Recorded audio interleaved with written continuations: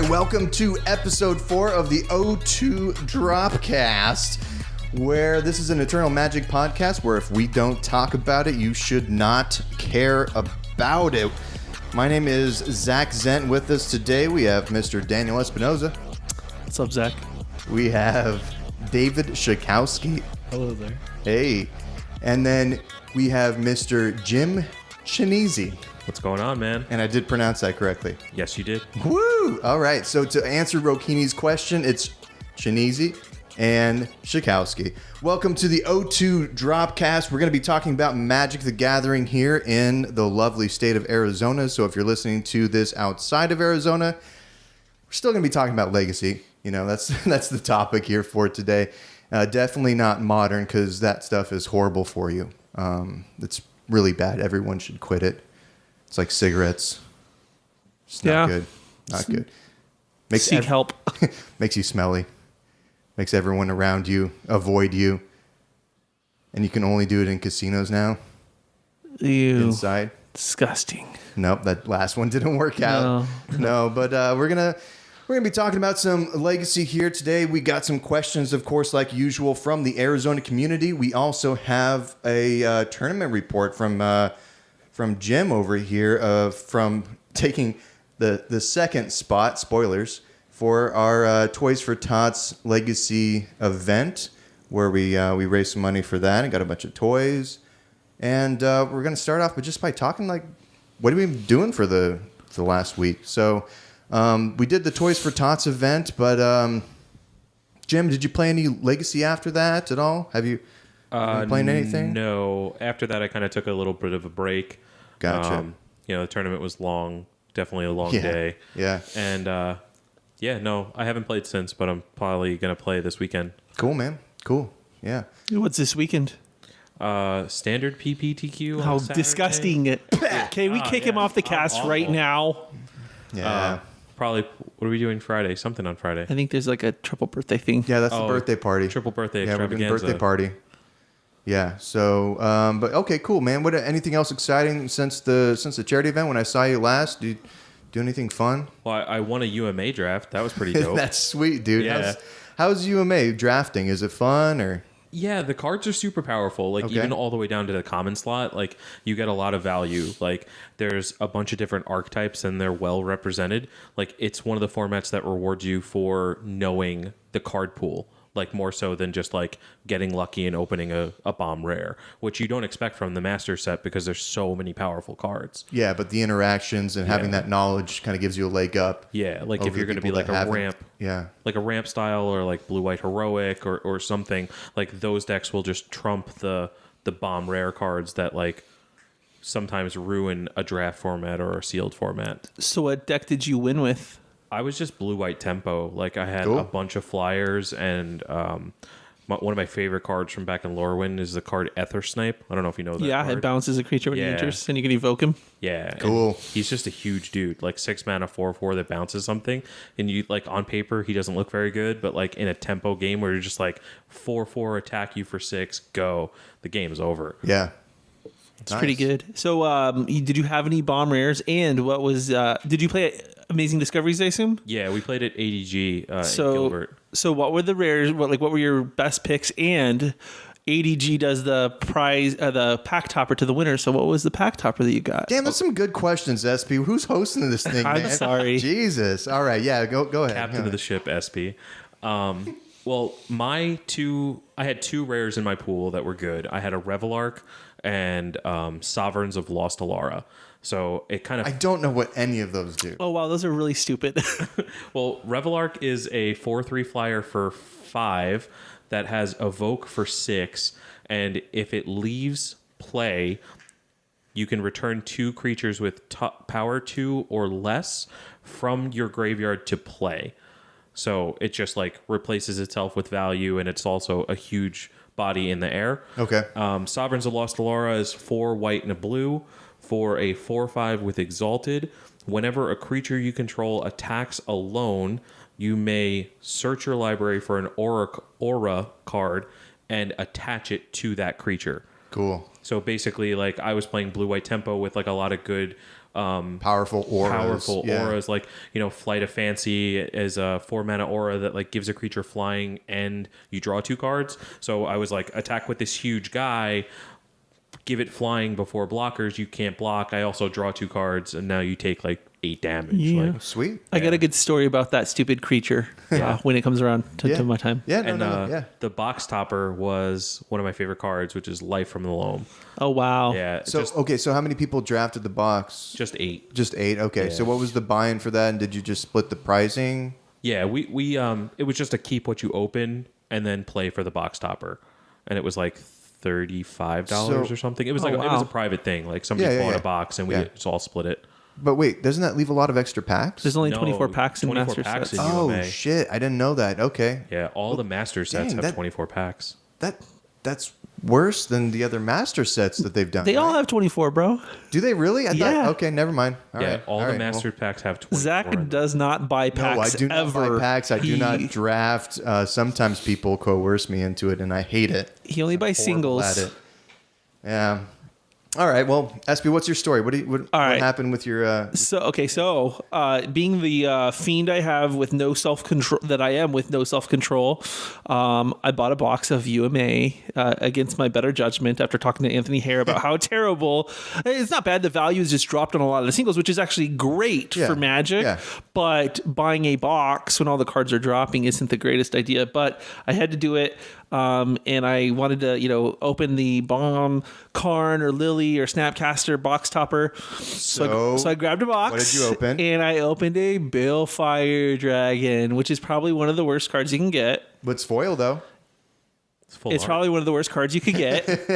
It's definitely the trap mythic of the set. Like all the Master sets have had like 1 to 2 mythics that just like are not gonna bring it.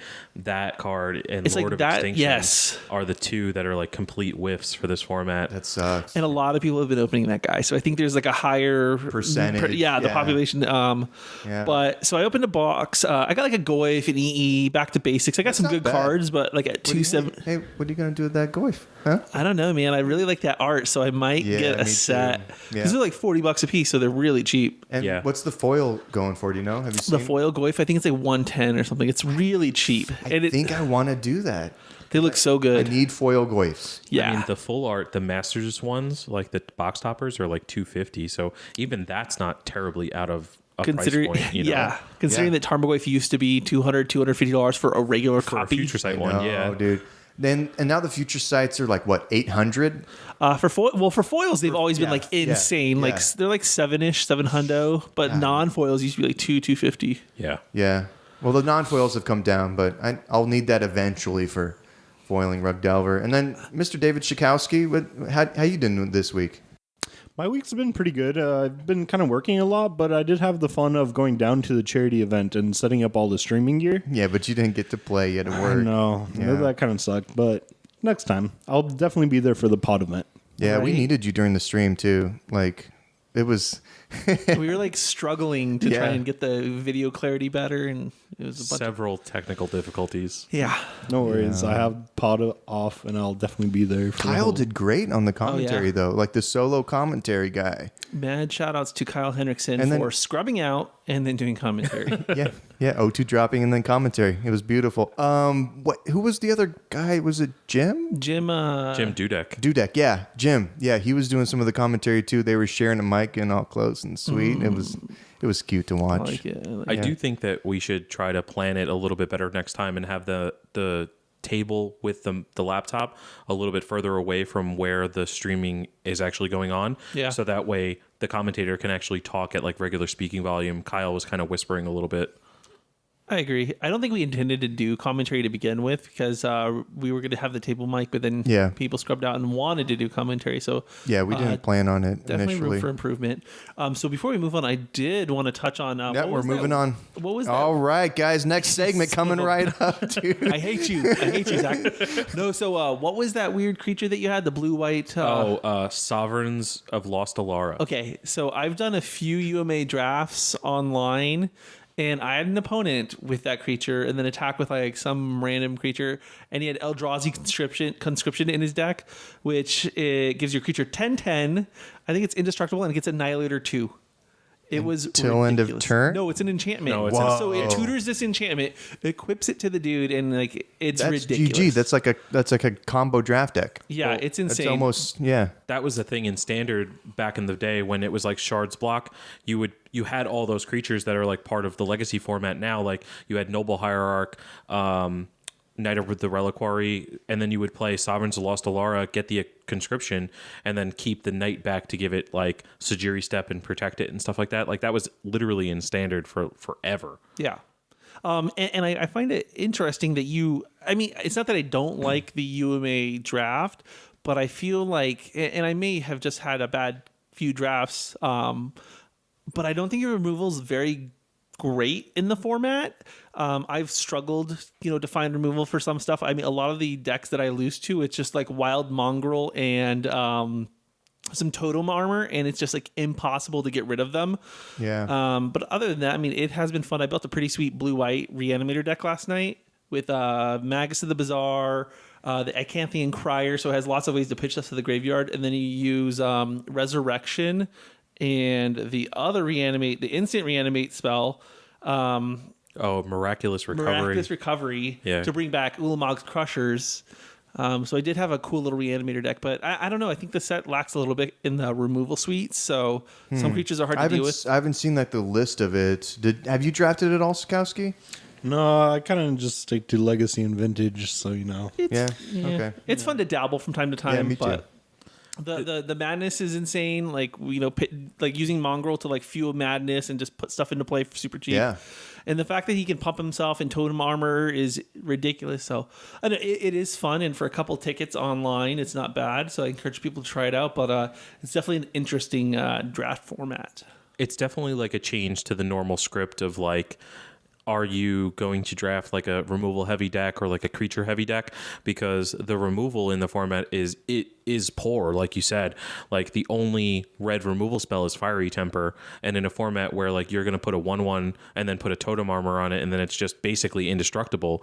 Like Fiery Temper is just not cutting the mustard. Yeah, like your removal is blocking. It's I think that the blue and white removal is actually at a premium because of all the bouncing. Yeah, the bounce is where it's at. Bounce is definitely good, and like Fate's Fetters is another premium removal spell. So the format is just a little bit shifted. It's not so much black and red heavy removal as it is like blue and white are the heavy removal decks that are tailored for the format. Interesting. Okay. Well, I like blue and white. Maybe we'll have to draft it this Friday. We'll see. Mm-hmm. All right. Well, we're gonna shift a little bit here and kind of talk about the PGL. So 4 out of 4 people in this room were at PGL. 3 out of 4 people played in PGL. So we're going to get to Jim and do a little tournament report and talk about some finals and a little bit later. But for the people that scrubbed out, mainly Daniel Espinoza, I want to hear from you. How'd you do, man? I didn't do too bad, but better than I did. I went 3-2. So round 1, I got paired against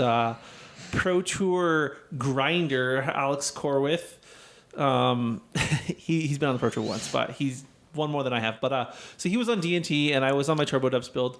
I think I got game 1, and then game 2, Mirror Crusader, I cannot answer. He grinded me out with Mirror Crusader and killed me then. I then played... Wait.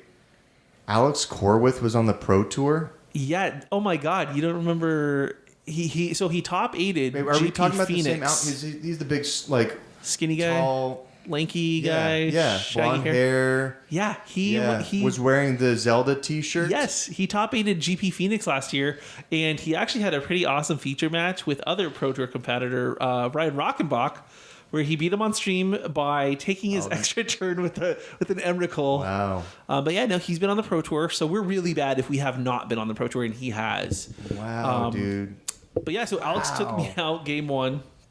Wow. Right? Mind blown. Wow. Round 2. Okay. All right, I'm with you. Yeah. Oh, no, you're good. Round 2, I played our future commentator, Kyle Henriksen, who is on Miracles. Okay. Yeah. Kyle, yeah. He's been grinding that deck for a while. Yeah, and he's a really good player. I think this is the first time in like 5 years that I've actually beat him. Because he always does well. I remember a few years ago, he showed up with like Miracles in Modern and destroyed me. So I just always lose to him. But I did take him down. I had all the right pieces. I had the Safekeepers and Disruption to to force my Merit Lage through. Round 3, I get paired against Domenico, resident burn player from Coolidge. What up, D? Game 1, I mulled to 5. It was really crappy, so I lost that one. Game 2, I take him down pretty quickly with the turn 2 Merit Lage. And then game 3, I could not pull it off fast enough. He had Fire Blast and Price of Progress in hands. So that was my second loss. So I'm pretty sure I was out of top 8 contention at that point. Yeah. Round 4, I don't even remember. Oh, I played Jim Dudek.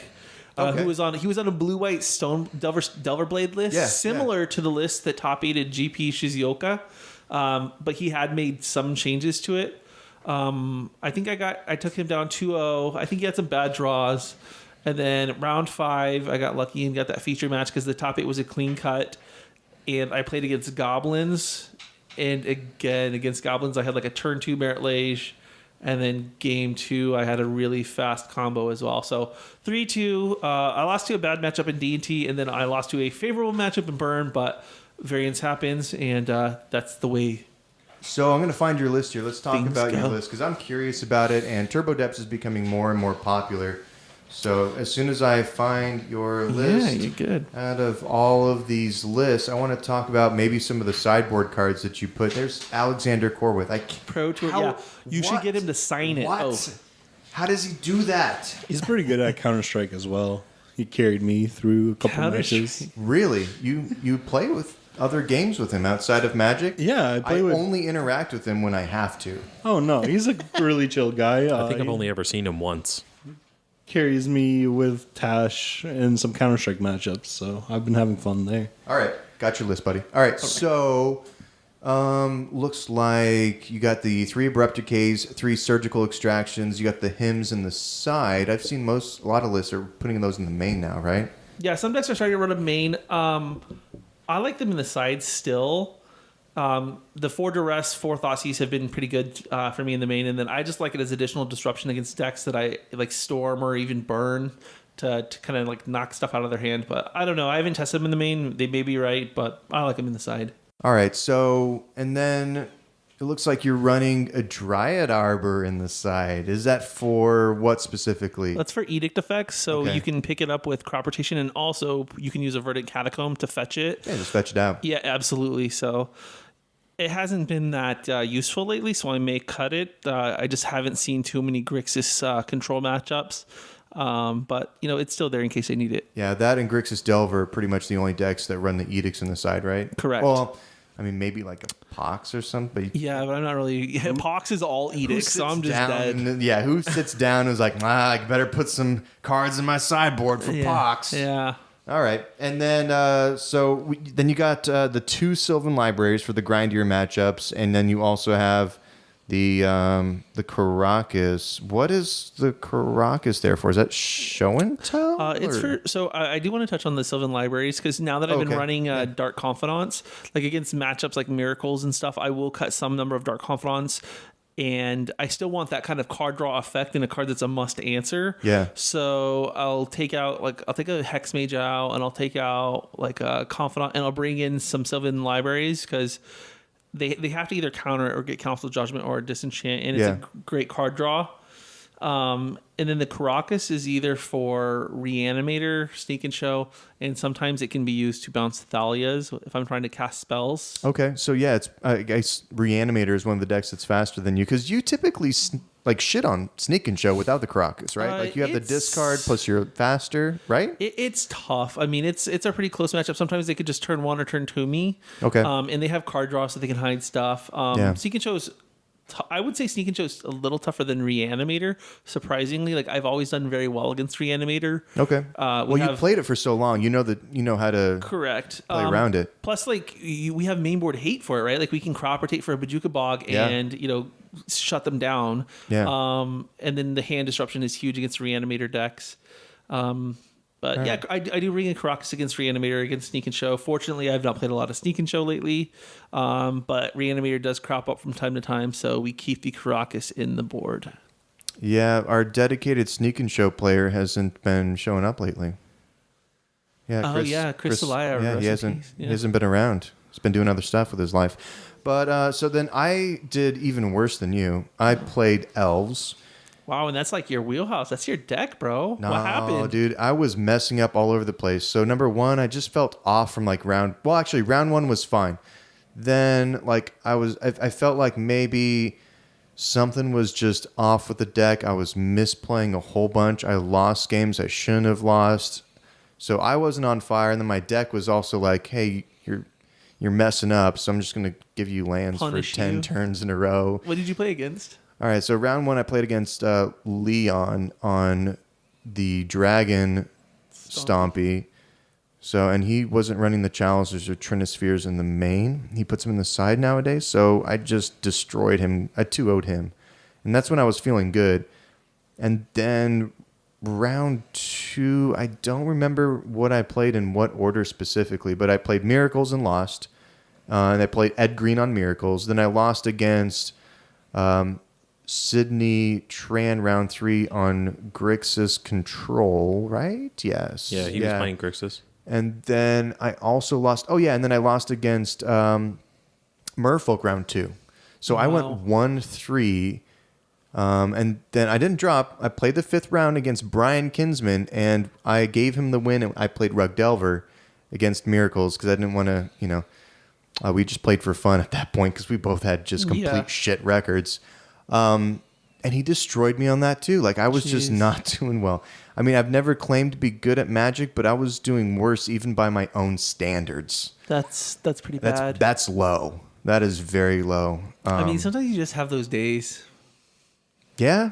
Like earlier in the week, I got super lucky. Last week we played on Thursday at Amazing Discoveries Gilbert, and we fired with 8 people, and I didn't lose a single game on Thursday. You murdered me round one. I did. I was playing Rug, and I was playing poorly, but I got real lucky, and that's how I do well. But yeah, so Elves, it felt like it should have been really well positioned in the room. I was the only Elves player, and there was some D&T. There was the Stompy, which I'm favorable against. I think I'm favorable in blue matchups. I really feel good about my sideboard with the double choke, double Nissa. I just did not play well. I just didn't, which is pretty typical for me. So don't beat yourself up too much. You're better than you think. No. But yeah. So now we're gonna kind of shift gears a little bit, and I mean, let's just jump right into Jim here with your PGL tournament report. So for people that don't know, a little bit of an introduction here on Jim. Jim is one of our grinders here. He plays in all formats in Arizona. He's a really great player. And typically, when he comes to a Legacy event, he plays a different event a different deck. A different deck every event and just makes it to the top 8. I think like the last 3 or 4 times, you've made it to the top 8. Haven't taken down anything yet, though, right? Yeah, nothing in the Legacy scene yet, but I've played in 4 major Legacy events, and I've top 8'd all 4 of them. All right. Well, why don't you tell the listeners a little bit about how long you've been playing Magic and some of your accomplishments, and sure. Talk about coming from New York and coming out here as well. Yeah. So I've been playing Magic for just about 16 years now, ever since I think the latest set drop was Odyssey when I started playing. And back in New York, I started playing, just kitchen tabletop Magic with some friends, and eventually transitioned into going to tournaments. And once I started going to tournaments and, just probably 6 to 7 straight months of just having my ass handed to me in every way possible, started hanging out with the, the better players, doing drafts and cube drafts and things like that, which fueled the competitive drive that I have for the game. I made pretty good friends with Jim Davis, and Kevin Jones just and Max name Keats. Dropping over here. Right. Well, no, it's just everybody knows all these New York grinders from Star City events and things like that. So it kind of just shows the level of competitiveness that I had at a local F&M level event. And that was always good because it raised the bar from the normal F&M being that quality of player really made it easy to excel at the game and just get better just because of who you're playing against and who you're basically idolizing from like a point of like this person always wins the tournament, they always choose a good deck, like why are they doing good, and like breaking it down and analyzing it and then coming back next week trying to better my results and things like that. That's always how I've always. So that's the approached mentality the game. that you came from because of the community and the culture for their Magic back there. So they're super competitive. Is that in Legacy or is that all formats? So New York does not have a good Legacy scene. Oh, really? Coming out here, I was actually really surprised by like just the amount of players and the amount of decks that were readily available to people. Like if you go to New York, sit down at a local card shop and like, hey, can we fire an 8-man Legacy event right now? They'll laugh at you because nobody in the room has dual lands or Force of Wills or Lion's Eye Diamonds or nothing. Just, everybody's geared up for like Standard and Modern. And I think that's a result of just the readily available number of like PTQs and nowadays PPTQs and things like that, Star City events that mainly focus on Modern and Standard. Well, that's where their cash cow is, so they don't need to cater to like. Exactly. You don't make a lot of money with the Eternal formats. People buy in and they're done. Yeah, and most people buy like one deck and play it forever, whereas like Standard, you have to buy a deck basically every 3 to 4 months and try to figure it out, break it down. Is this deck good anymore? Are the cards rotating out? Am I losing money on it? And Modern changes a couple times a year too, with maybe like banning and restricted announcements. Certain decks get better, so you maybe switch mid-year or maybe play multiple decks because it's more affordable, right? So Modern is constantly kind of shifting too. Modern is constantly. Modern right now is in a really, I would say, like a bad spot in terms of like the deck capacity. Like it's a lot of linear strategies that are advancing to the top tables. Like you see a lot of Ironworks combo, Tron, Bant Spirits, things like that. Like decks that are like, okay, here's point A, I got to get to point B. This is how we do it. And it's a lot of not interactive Magic. Like you actually benefit from not like you benefit from playing a solitaire game. You want to not interact with your opponent as much as possible. You're playing a deck like Ironworks, you're playing a deck like Dredge. You don't care what the other person's doing. You're just like, I'm trying to kill you in this way if you interrupt me. Now, I know you play a lot of Modern, and based on your couple deck choices for the last couple events, do you seem like that? Maybe it seems like that kind of linear strategy where you're not really super interactive with your opponent has kind of trickled over into your Legacy deck choices. So for the latest event, you chose an Eldrazi deck, and for the event before that, you chose Dredge, and you spiked pretty much both tournaments to the second spot, right?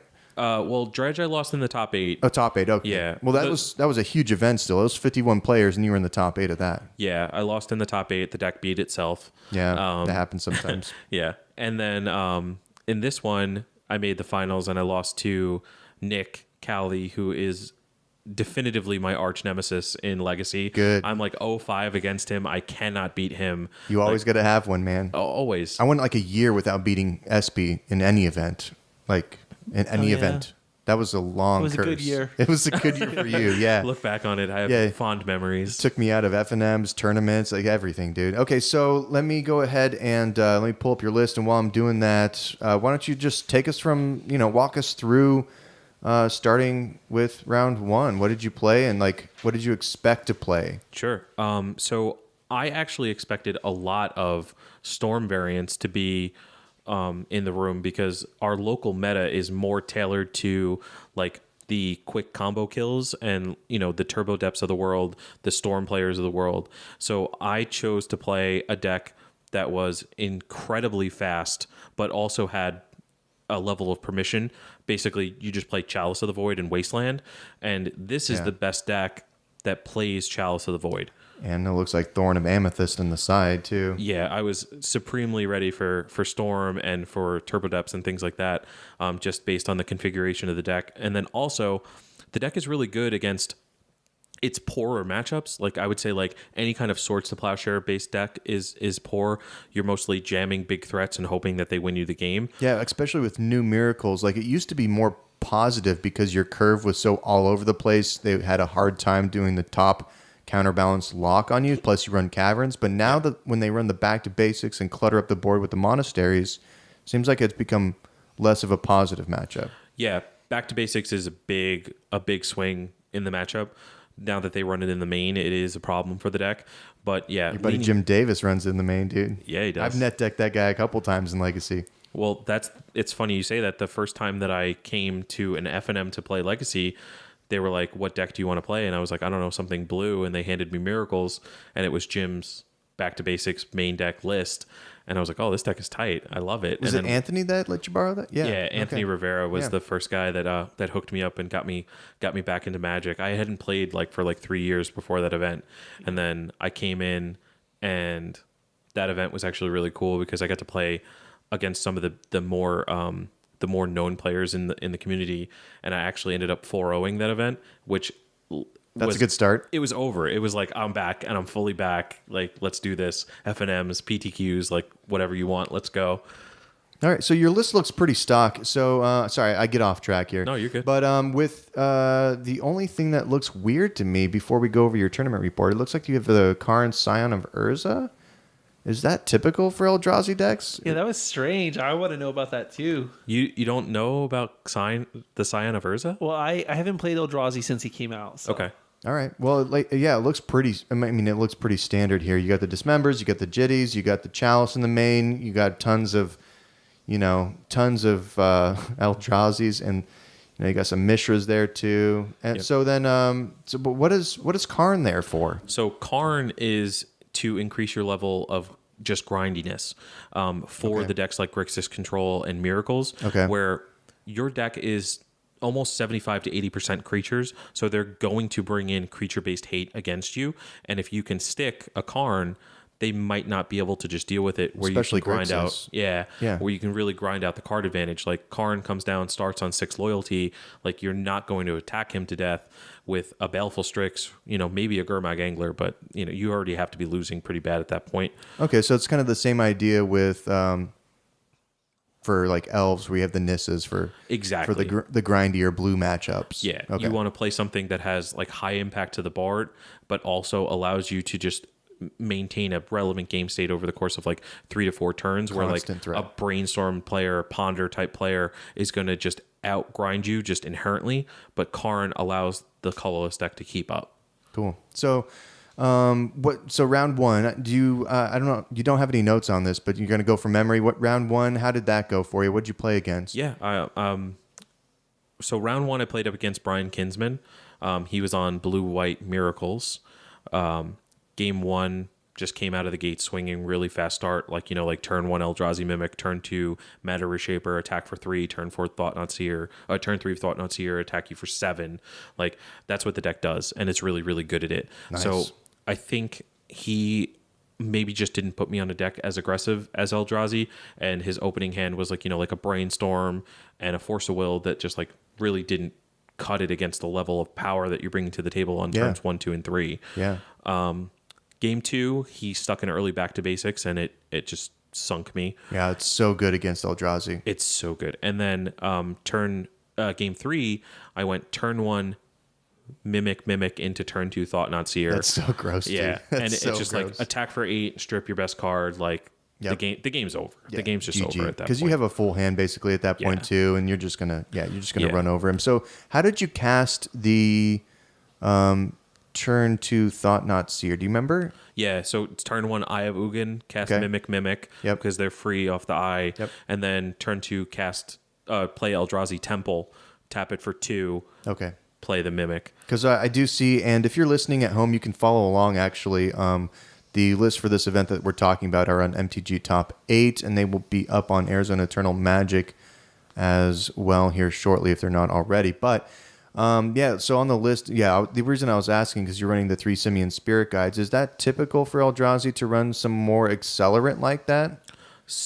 The aggro versions of the deck play more Simian Spirit Guides, whereas the bigger mana versions of the deck run like Grim Monolith to accelerate. But yeah, the Simian Spirit Guides are there as kind of a catch-all, where it's like you can go Soul Land turn 1 into a turn 3 play, or you can go like Wasteland, Simian Spirit Guide, play Chalice of the Void on 1. So you kind of, it's basically like a third version of a Soul Land for non-Eldrazi creatures.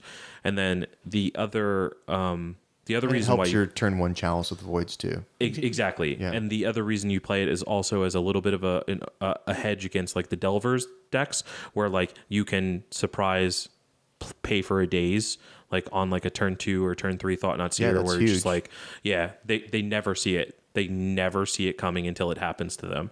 Well, maybe I will. Maybe I will now. Plus, you can turn 2 Reality Smasher with them. Yeah, which really? is insane. You can turn 2 Reality Smasher. That's dirty. That is dirty, dude. It gets really bad. Like when they're just like Swords to Plowshares and also discard a card to kill something you played on turn 2, like the value just gets out of control. That's why the deck is so good. It's because you force people to have a specific type of card in their hand, and if they don't, the game's over. There's no like, well, if I don't, I hope I draw it or I can brainstorm into it. It's like, no, you're just dead. Yeah. And then round 2. Round 2, I played against I think his name is Riley. I'm not sure of the name. What was he on? He was on Blue Black, like Artifact Antiquities War. Oh, that was Scott Alter. Oh, Yeah, Scott Scott Alter. Alter. Okay, Yeah. so Yeah. Scott, yeah. He doesn't play Legacy a bunch, so that explains why you haven't seen him. Yeah, I know him from like the PPTQ circuit. Like he's always at the top tables. Like he's a good player. Cool. And we were playing a really long match. Like it was like game 1, he did his thing and made a bunch of 5/5s with Antiquities War. Game 2, I just smashed him really quickly under Ensnaring Bridge. And then game 3, he ended up keeping a hand that accelerated into a turn 3 like Antiquities War, but chose to not play the Ensnaring Bridge. So he stumbled on mana and his hand actually ended up having more cards in it than he anticipated. And then I played Thought Not Seer and took the Ensnaring Bridge. God, yeah. So And that was game 3. That was game 3. Yeah. That's a good way to finish, because it looks like he runs 2 bridge in the main, 1 bridge in the side. Yeah, he was If ready. I'm reading his chicken scratch correctly. He was really ready for the creature matchup, and it made it difficult. Yeah. Ensnaring Bridge is terrible for this deck because like all of your stuff gets out of control really quickly. So like if they just stick an Ensnaring Bridge and have 2 cards in their hand, you're not attacking. Yeah, you cannot win. You can't win. And at that point, they're just casting everything from their hand. So Eldrazi doesn't have any artifact removal, right? Like, I mean, the only removal it looks like it has is the Dismembers, and then it also runs the, I guess, Ratchet Bomb, and the side could potentially hit some of the threats like that. Yeah, Ratchet Bomb is kind of your catch-all answer. Yeah. I guess you can kill him with Endbringer, but that's a pretty slow plan. Oh, yeah. I tried to do that game 1, and it did not work. He ended up just ending it before you could, huh? Yeah. He gets up there pretty quickly in terms of like getting like big creatures on the board because he has Tezzeret and Antiquities War, which end the game really quickly. Yeah, I don't know any of these. I don't know either one of those decks very well. The blue-black Karn is what he called his list, or the Eldrazi. How's the matchup with that? Is it pretty fair or favorable for Eldrazi? It seems like it would be favorable for you because you can kind of attack their mana, which looks a little bit weaker. Yeah, you can definitely attack their mana, but the thing is that they only really need 1 or 2 lands to operate, and they play like Dimir Signet, Ancient Tomb, and Mox Opal, so they kind of interact with you on a level that you're not prepared for. Oh yeah, you're right. Yeah, I would say that the matchup is actually favorable for the blue-black Karn deck. Okay. Being able to basically establish a board presence via like Ensnaring Bridge and then also Antiquities War, like is just like an axis that Eldrazi doesn't operate on. So they can do their thing. That is a weird deck. It is. And he made the top 8, by the way, so you can check out his weird deck on the website and MTG Top 8. But okay, so then round 3. So round 3 was a feature match versus, I don't know his name. He was one of the kids that worked at the store. Okay. He was playing Mono Blue Fairies. Oh, that's awesome. Okay, that's cool. Yeah, cool. It was really not cool for him. The matchup was just, he's playing a bunch of 1/1s, and I'm playing 4/4s on turn 2. Like, it just didn't go well for him. Yeah, your power level is way above his. Was it like a homebrew? Did you talk to him about it at all? No, I didn't talk to him about it, but it definitely was like, so he was trying to get value on the card. I don't know if you know the card. It's Fairy Miscreant. It's a 1/1 flyer for 1 that if you control, when you cast it, if you control another creature named Fairy Miscreant, you draw a card. So like he's playing this like Fairy Miscreant, Spellstutter Sprite, Ninjutsu, like Ninja the Deep Hours, like standstill deck where like Weird. He's trying to like establish a board presence with like 1/1 flyers and then like play a standstill, attack you with Mishra's Factory, but also keep like ninjutsu because it's not technically a cast. Yeah. So it can get It's under a the trigger. standstill. Yeah. which was cool. I loved the idea. I thought it was really like techie and sweet. Like if you're playing in like a meta that isn't going to punish you for being slower, but as you know, AZ meta does punish you for being slow. If you're slow out the gate, you're going to lose. So we got a lot of aggro and combo here. Aggro combo definitively is bad for that style of deck because he's sitting on like, his only answer was like Spell Stutter Sprite and Force of Will, and most of the time, as you know, that's not going to cut it. Yeah, you're not going to have 5 fairies in play. Exactly. Yeah. The cool thing about that match was, so game 2, he was on the play. He goes land go. I go land mimic go. He goes land play Cloud of Fairies, untap. I think he had 4 cards left in his hand at that point. He just passes back. I play Thought Not Seer on turn 2. So, standard, really good Eldrazi draw. A good start. Yeah, really good start. And his hand was, so I led on 2 Eldrazi temples. That's how I cast my spells. Gross. Right? Gross. So his hand was land, ponder, back to basics, and a Sower of Temptation. So he's got the 3rd land for the back to basics, doesn't have the 4th for the Sower. So you take the back to basics, right? No. Were you on the play or draw on this one? I was on the draw. So he can accelerate to the Sower faster than I can. So I took the Sower knowing that he would just play land, slam the back to basics, and pass. Yeah. So I untapped, or I didn't untap because of the back to basics, played an Ancient Tomb, cast Chalice on one, and stuck the Ponder in his hand, and he never got off the ground. So my 4/4s were just killing him. I don't think I would have played it that way. I couldn't beat the Sower. Like, I can beat the back to basics because I can just like establish a board presence and then go in. How does Sower read? Sower is 2 blue, 2/2 flyer. When it comes into play, gain control of a creature your opponent controls. Until Sower leaves the battlefield. So you could dismember it, right? I could have dismembered it, but it just wasn't in my hand. And as you know, Eldrazi doesn't draw cards. That's true. Yeah, you're playing off the top. Yeah. So eventually, it was enough that the 4/4 Thought Not Seer was just attacking. He was chump blocking, and eventually I got up to where I can cast, because Eye of Ugin doesn't tap, so it just stays on back to basics. Yeah. So I got up to Reality Smasher mana and just played it and attacked for 9, and it was good. Yeah. But the line was super sweet. Cool. Yeah. Yeah, I guess I don't know the matchup all that well either. I don't like the Eldrazi Fairy matchup.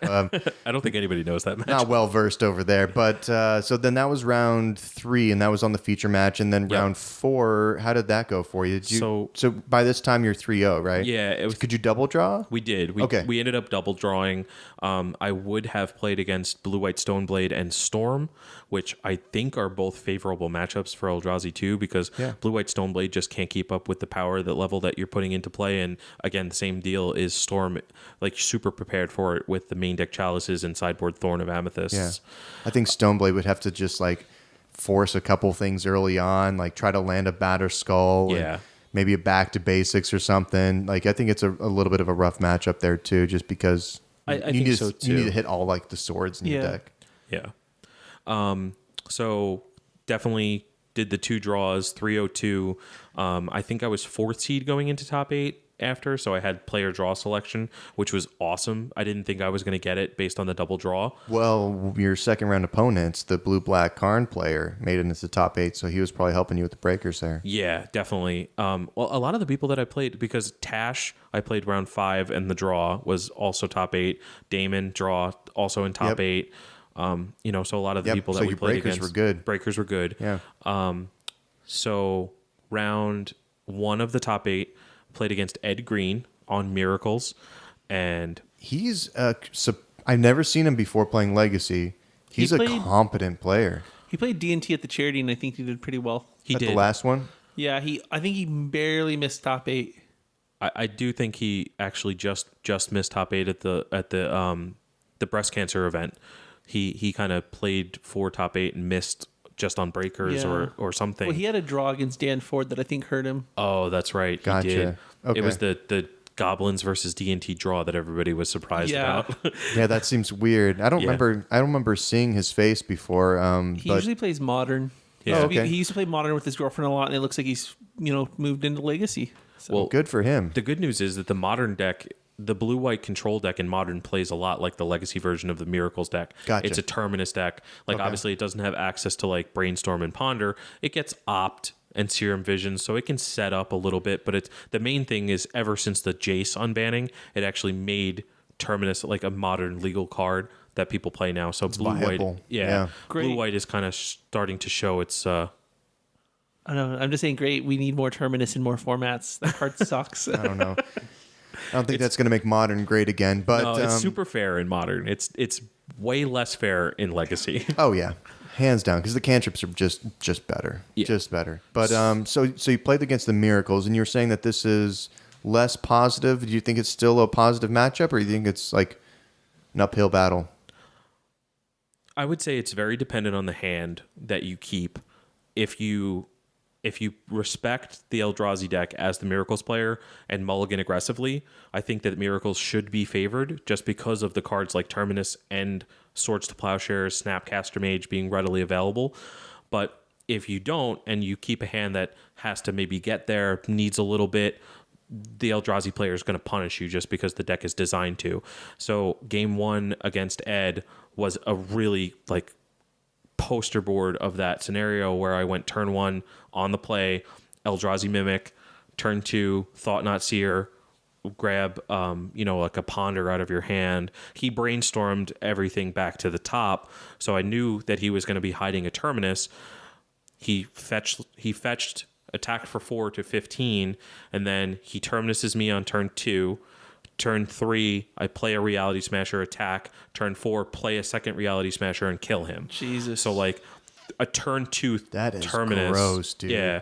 Like that's the power level of the deck. Like a turn 2 Terminus against a creature deck, and I still killed him on turn 4. Wow. Hell yeah. That is insane, dude. And then that's like Burn in the sense that it's like a turn 3, turn 4, like essentially combo deck. Exactly. You know? Yeah. It plays a lot like a combo deck. Like it really does. Like the Mimic plays really like if you don't play like turn 1 or turn 2 Mimic, like the power level is very much decreased because Mimic enables some of those more broken draws where you're just like, I cast a Mimic on 1, cast a Thought Knot on 2, attack for 4, Reality Smasher on 3, attack for what, 14? 14, yeah, that's insane. Yeah, so you're putting them to 2 life on turn 3. And they have fetches and forces. Forces, Thoughtseize, like most of the time that's good enough. Mm-hmm. Game 2 against Ed, it was a really long drawn out game, and it was really cool the way that it ended. So we play this long drawn out game. I stick an Ayavugan, and Ayavugan reads 7 mana, tap it, search your library for a colorless creature card. So I have a Cavern of Souls on Eldrazi, and I have a Chalice in my hand. He's got 5 mana up. So he's representing Force of Will or Snap Swords. Yeah. So what I do is, and he's at 1, so I could have just end step Ayavugan for Walking Ballista, play Walking Ballista, ping you.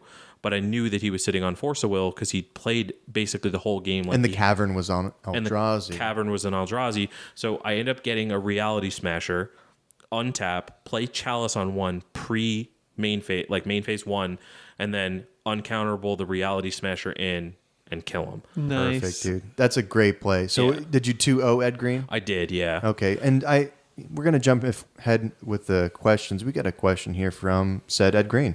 He says, "Why can I never beat you in a match of Magic?" You got some history with this guy? I really only think we've played that one time, and then one other time at like a PPTQ. Oh, so he's just salty. No, I don't think he's salty. No. Ed's a really an awesome dude. He's really good at the decks that he plays, and he knows how to play a really mean control strategy.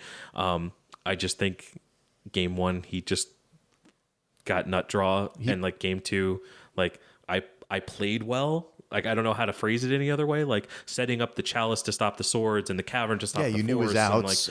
Yeah, sometimes that makes all the difference if you know, like, and I've played a lot of Miracles, so, like, I can tell by what he's doing, the lines that he's taking, what cards he has in his hand, what he's representing. Like, he had, like, 4 or 5 cards in his hand, and I was like, I know it's AK, Snap, Force of Will, and a land. Like, I, like, pegged his hand, like...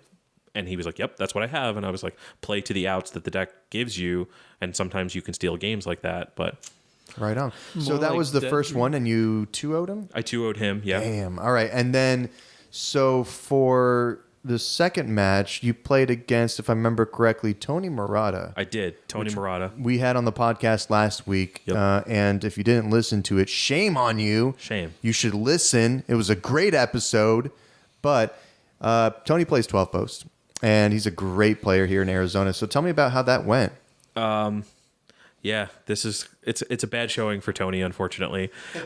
He was playing the mono green version of his deck, which is a little bit more focused on ramping and accelerating into Primeval Titan instead of the blue, the Sultai version, which he normally plays, which has disruption, counter spells, things like that, which I think would have served him a little bit better in this matchup. I don't really remember game one. I just know that he was playing lands and candelabras, and like I stuck a chalice on one and then landed 3 threats in a row and killed him. And then game two, it was actually an awesome match. Like he was on the play. He goes land, go, like Cloud Post, go. I go land, mimic, go. He goes land, candelabra, untap, candelabra, play expedition map, go. And I'm like, okay. It's like, and one of the lands that he played was like a Thespian stage. So I know he's just trying to quick combo me with Dark Depths.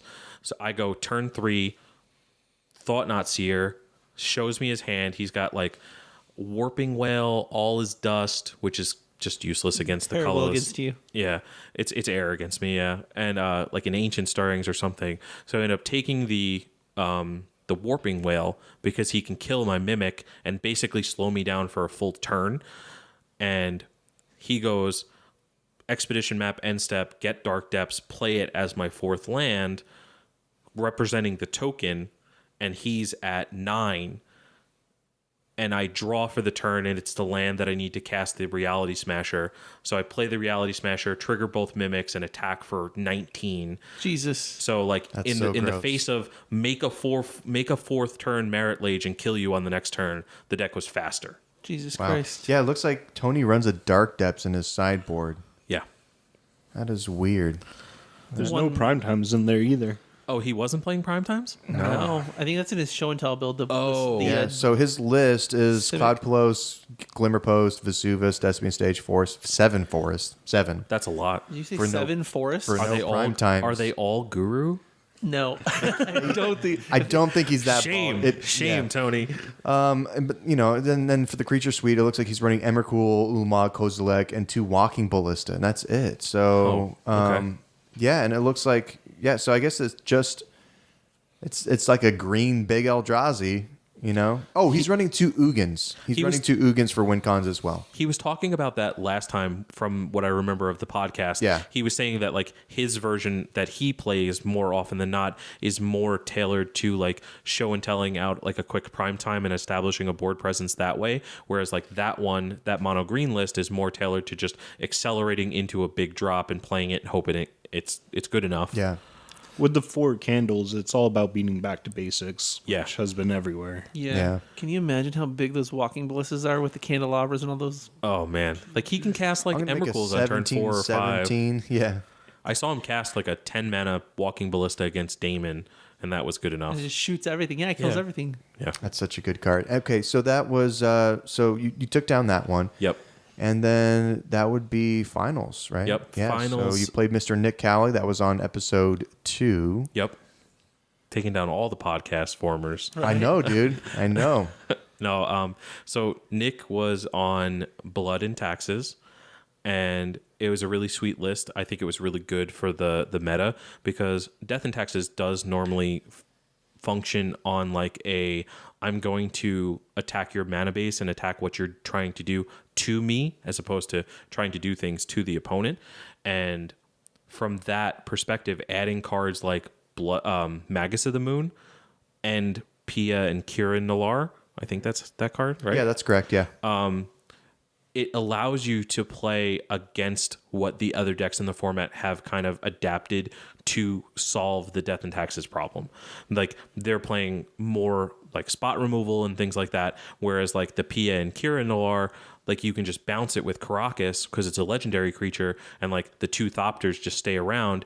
If they terminus, you bounce it back, cast it again. Like it's just value. It's super value. They already play the Cavern of Souls. It's a human creature, so it just fits into the pegs of the deck that are already established. And the Magus of the Moon is really backbreaking, especially against something like me, where it's like now I have a bunch of mountains, and my clock goes from like a 2 turn to a 1 turn on like when I can cast things. Like it basically slows the deck down by 50%. Every one of my soul lands is now a mountain. Yeah. Like I'm not casting Reality Smasher anytime soon. You can't cast anything with colorless mana.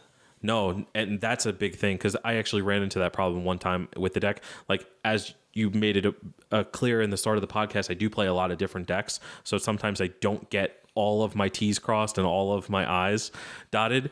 I played an Ayavugan on turn 1, cast a Mimic, and then turn 2 I played an Urborg and attempted to tap the 2 to play a Thought-Knot Seer, and didn't realize that I couldn't do it because of the waste. Because of the waste mana that you need to cast Thought-Knot Seer. So luckily, it was on the cam match that Kyle was commentating, so he caught it and then fixed the game state. Good old Kyle. Good old Kyle. But like I said, it's just one of those things where shame, it's like, though. Shame on you. Shame. I was trying to cheat like the almost free match. didn't have you on the podcast because of that. Cheating on camera. Cheating on camera. Yeah, it was really it was embarrassing for sure because I Jim was the just like, cheater Chianese. That's me. Chianese. Chianese. We're confusing everybody that just learned how to pronounce my name right. Oh yeah. Yeah, it's perfect. All right, so so D&T. So you think that specific version of it is better against Eldrazi? I do. Okay. Yeah, adding the card Magus of the Moon really made the matchup swing in his favor because at any time if he had an Ether Vial on 3, like I run the risk of not being able to cast a large majority of the cards in my deck. And as well, Pia and Kieran, even though it's like this 2/2 innocuous creature, it does put 2 bodies into play that can block a Thought-Knot Seer, block a huge Eldrazi Mimic for the turn, and then all of a sudden he's gaining 4 extra life off the Batter Skull. Yeah. He's swordsing my guy, whatever the case would be. His value is just better because he's restricting you in these other ways. Exactly. That D&T normally doesn't do. Yeah. And the one thing that he did do was he really made great use of the Stoneforge Mystics. He always played it at the right moment to like really put me in a position where like if I'm threatening him too much and then he lands a Batter Skull, am I just doing this for nothing? Or like is he going to wait a turn and then put it into play and like now I can't attack because I have to respect it? Like it was just a really well played game by Nick, and he's a really great player. Oh, dude, his mind games always get me because he's just stone faced, dude. Oh yeah, you cannot read Nick. You cannot read him at all. So like you're like, oh, let's watch him draw, and you're like, I don't have no idea what is it good? Is it bad? Is he gonna kill me? Like what? Like he's just stone faced. So game 1 against Nick. I did land a turn 1 Chalice of the Void and ended up playing like an early Thought-Knot Seer into a Reality Smasher, which was good enough to pressure him enough that like his creatures, whatever he was doing, just didn't really matter. The funny part about it, and he'll tell you to your face, which I respect him for, he Chalice checked me 4 times. Yeah. He cast a vial. I said trigger, counter. He cast a mom on the next turn. I said trigger, counter. And then he untapped, cast another mom. I said trigger, counter, and tried to swords my Thought-Knot Seer on the turn that he was going to die. And I said trigger. And he made a pretty big, like, I shouldn't Chalice check somebody in the finals of an event. Like, they know, like, like that's why they're playing the card. That's why they're in the finals, too. Yeah, exactly. I think you got to Chalice check a man. Like, if you can get it by 4 times you can swing in the one game. game. You got to pick and choose. Like, he really needed that last swords to resolve, so I would have maybe not done the previous 3. Like, yeah, sure. You got to be strategic, Nick. Because like the Mother of Runes doesn't matter in the matchup at all, and that's Oh yeah, that's one of the major points of Eldrazi is it is like the creature hating deck of the format, like Death and Taxes. Like you're blanking a whole part of their strategy because all your creatures are colorless. You should have actually just let the mom resolve just to make him think he like just it's good. It's good.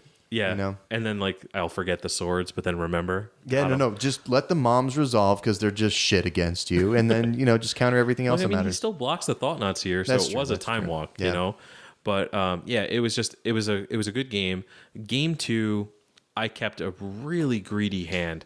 Like he was on the blood and taxes version, so I think he was going to be leaning a little bit heavier on the non-basic land side of things, and I kept it like a double wasteland, double cavern hand with no soul land, so like I wasn't accelerating into early Eldrazi, and he just went like plains, and my hand was just so anemic, and like, you know, packed it in really quickly after he played like turn 1 this, turn 2 Stoneforge Mystic. I was just dead. And game 3, same thing, accelerated out a turn 1 Chalice, turn 2 Thought-Knot Seer, and then just drew like air for the rest of the game. And like the deck still put up enough of a fight that like I was like, you know, I'm gonna play this turn 3 or this 3/3 endless one. Yeah. And then I played a 3/3 Walking Ballista on the subsequent turn. Yeah. So like I was holding my own, but against a card like Batterskull that like I wasn't interacting with at all, like that game's going to get over and out of hand really quick. Yeah, he's just going to take over. He took over, and you know, like when I drew like the 6th land of the game, I was just like, you know what, or just pack it in. Yeah. And well, without the deck manipulation, I feel like, I mean, all decks will lose themselves if you draw 10 lands in a row, right? Yeah. But I feel like Eldrazi is especially susceptible. I don't know. Is that true? Is it just, does it lose to itself and its top decks more frequently than other decks? So, I think so.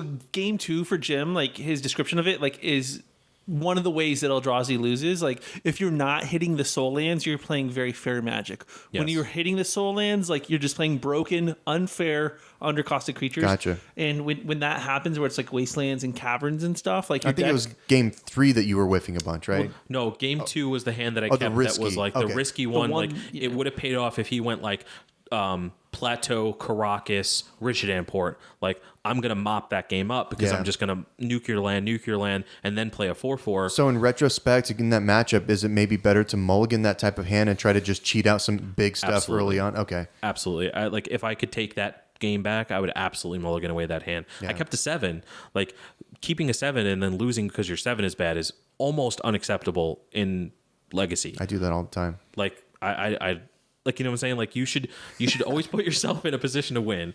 And if your 7 isn't good enough, then 6 cards in Legacy is just as powerful, sometimes more powerful. Yeah, I just have problems mulliganing. I kept a 5-lander against Grixis Control with elves against Sidney Tran, and luckily he's my friend, so he didn't like. I told him about it, and he was like, "I'm sorry." Like he wasn't like, "You're shit. You should stop playing Magic," which is the more appropriate response.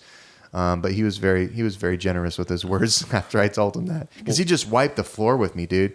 Like he was just like bolt your one dude that you have, right? And then he was like fetch, Snapcaster, bolt your face, swing, Gurmag Angler, GG. Yeah. And I was like, okay, this is why I probably shouldn't keep 5-landers. Jeez. Yeah. I would say that's like the one thing that over the course of however many years that I've played Magic has like always been the thing that makes tournaments better, FNMs longer, is learning how to mulligan. Yeah. Like learning how to mulligan and learning how to sideboard are two of the most paramount things that you can learn how to do as a Magic player. And the minute that you stop taking those lessons to heart is the minute that you're giving away free wins. I think that was part of my problem. I need to take a little training course from you and how to mulligan better. Yeah. And Like evaluate hands a little bit better. Game 2, I like literally the finals of the tournament where like we would have been saying congratulations on winning the tournament. Like I just didn't mulligan because I got cocky and I thought my hand was great. And like I'm like, oh, if he does this, I'm going to punish him. Yep. And then he didn't do that and he punished me. And that's what Magic is sometimes. Yeah, because your main strategy in that deck is to cheat out big things, and you were trying to be the control in that matchup, and that's not your role. Nope. And got punished for Exactly. it. Yeah. I do that all the time with different decks. Like I'm like, well, maybe I can do this. Maybe I can do that. No, just mulligan the hand to where you can actually play it. Yeah. And then worry about actually interacting once you can do what the deck is supposed to do. Knowing where you stand in the matchup is really important. Like knowing when you're the control player, knowing when you're the aggressor, knowing when you're the grinder. Like these are all things that like every good established Magic deck can or should be able to do in some capacity. Like knowing where you stand against your opponent is sometimes more valuable than knowing like what your opponent's on. Yeah, you know, for like, sure. Most people will be like, oh, what's he playing? He's playing Death and Taxes, okay, well, I have this sideboard card, I have this sideboard card, but like you're going to keep a hand that's like a controlling hand when like you should be the aggressor in that matchup, which is exactly what I did. And Legacy is more about knowing your own deck, I think, more than it is knowing about the format in general. I mean, the knowledge always helps, but I think knowing how to play your deck is huge because every deck is a little bit different. Every deck is intricate. Every deck interacts with stuff differently. Legacy is where it's most polarizing for sure. Like where you get punished more for not knowing your deck. You get punished for not knowing where you stand in a matchup based on like your opponent's knowledge of the matchup. Absolutely. Yeah, I think knowing the matchups and how your deck, how your deck operates and how you shift gears with how you play your deck against certain matchups is paramount there. Well, like the deck that you play is a really good example of that. Like Turbo Depths has like the aggressive combo draws or the controlling like strip your hand draws. With the late game win. Or the late game win. The grind where you can play like the Sylvan Safekeeper. Yeah. And like things like that. Grind it out with Bob. Grind it out with Bob, exactly. Just abrupt decay everything in Bob's way until the game's over. Yeah. Like that's like a deck that is really tailored to be this degenerate combo deck like Turbo Depths is, can play every axis of Magic, and knowing which version of the deck you're trying to play at any given time is just as important as learning how to play the deck, like to play those solitaire hands where you're just like land, make the Merit Lage go. Like, yeah, knowing how to do that is important, but like knowing when Bob is more important than comboing is just as. Yeah, I think Legacy for sure is definitely a knowledge-based format more than any other, and you get it all the time when you're playing somebody and they have to read your cards. It's just that's just how it is. So we're gonna take a little break, enjoy this music, and then we're gonna be back with some questions from the Arizona community. All right, I hope you enjoyed that music. And we're going to start with some questions here. We're running a little long, and we might save some of these questions here for next week. But we got some questions from the Arizona Eternal Magic community. And we have a great community here, by the way. So speaking of the community, we're going to start it off with a question from Mr. David Rocchini. So he's got one. Having been a part, this is for you, Jim. Okay. So having been a part of both the New York scene and the Arizona scene, how do you feel they differ in terms of competitiveness as well as just general vibes you get from being at the events? Okay. Yeah, that's a great question. New York scene, I would say, is more tailored to the competitive side of things, where you have bigger events and you have people that are grinding those events pretty much constantly, because not only do you have, the PPTQ circuit, you have local FNMs, which are, a little bit higher of attendance than the ones that I'm used to out here. And then you also have Star City, which kind of dominates the East Coast. And the thing that's really cool about New York meta especially is that you actually have multiple states represented when you're going to different events. Like if you go to a PTQ out here, you're only playing local players because nobody's traveling from like California or New Mexico to go very rarely to go to like a PTQ. But like if you go to New York, you got people from Jersey, you got Maryland, you got upstate New York. Well, everything's more compact there. It's easier to get around too. They got, like trains and stuff. Yeah.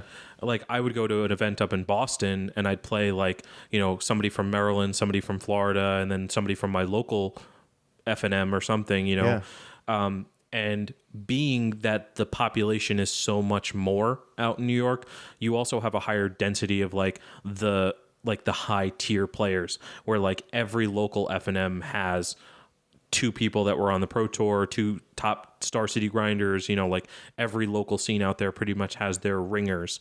So do you think that it's just a numbers thing, like because there's more people, there's more pros? I think so. Or do you think it has more to do with the abundance of the Star City stuff, making the pro and competitive scene more attractive? Well, yeah, that's a good point. That actually has something to do with it for sure.